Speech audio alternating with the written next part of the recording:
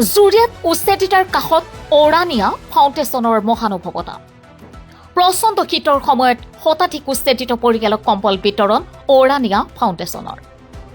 ৰাজ্যজুৰি অব্যাহত থকা চৰকাৰৰ উচ্ছেদ অভিযানত হাজাৰ হাজাৰ পৰিয়াল গৃহহীন হৈ তিৰপালৰ তলত বসবাস কৰা তীব্ৰ শীতৰ প্ৰকোপত যন্ত্ৰণাত ভুগি থকাৰ মাজতে জুৰিয়াৰ চৰ চাপৰিত মানৱীয়তাৰ পৰিচয় দাঙি ধৰিলে ঔৰাণীয়া ফাউণ্ডেশ্যনে।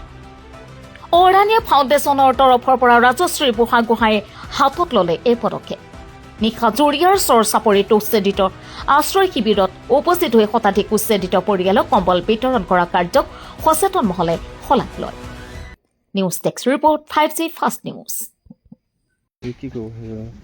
আমাৰ মানে আমিতো দেখি আহিছোঁ এইবিলাক উচ্ছেদিত মানুহৰ মানে কেনেকুৱা কষ্ট যিবিলাক দেখি আহিছোঁ।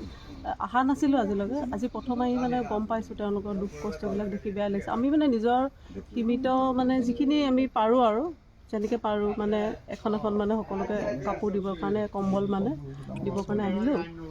তাকে দেখি পেলাই আমি এনেকুৱা কাম এনেই কৰি থাকোঁ, সামাজিক এনেকুৱা কামবিলাক বিতৰণ কৰিলে কম। আমি আজি এনেইতো 120খন আনিছিলোঁ আৰু এতিয়া দেখি গৈছোঁ আৰু মানে অনাগত দিনত মানে আমি আৰু ভাবিছোঁ এনেকৈ মানে প্ৰিপেয়াৰ হৈ আহিব পাৰিম আৰু তেতিয়া পিছলৈ।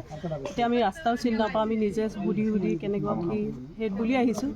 যেতিয়া মানে আমি এতিয়া গম পালোঁ ন, তেতিয়া আমি নিজে আৰু প্ৰিপেয়াৰ হৈ আৰু মানে ভালকৈ আৰু কৰিব পাৰিম বুলি ভাবিছোঁ। তাৰমানে যিহেতু উচ্ছেদিতৰ কাষত আপোনালোকে সহায় কৰিবলৈ আগবাঢ়িছে, তেনেক্ষেত্ৰত দেখা গৈছে অসম চৰকাৰক কি আহ্বান জনাব? অসম চৰকাৰকতো কওঁ এওঁলোকক সহায় সহযোগ কৰক, এওঁলোকক এনেকুৱা মানে তেওঁলোকৰ দুখ কষ্টখিনি বুজি চৰকাৰে যাতে এওঁলোকক মানে আৰু সহায় মানে কৰে, তেওঁলোকক যাতে মানে প্ৰতিষ্ঠিত কৰিবলৈ মানে যাতে তেওঁলোকৰ মানে ভাল হয় আৰু তেওঁলোকক মানে সকলো ফালৰ পৰা যাতে চৰকাৰে সহায় কৰাটোৱে মানে বিচাৰোঁ।